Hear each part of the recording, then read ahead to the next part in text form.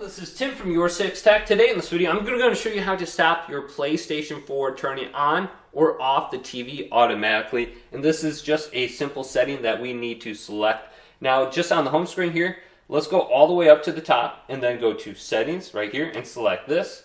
Then go on down to where it says System and select this.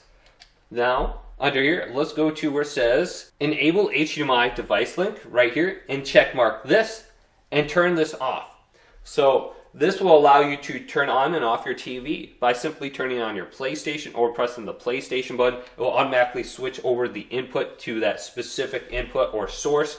So this is the option right here. Uncheck mark this and you should be good to go. On other platforms or other systems, this might be called AnyNet Plus, HDMI CEC, or something like that. So hopefully this video did indeed help you out. If it did, leave it a big thumbs up and subscribe to my channel down below for more tech videos coming up next on YourSixTech.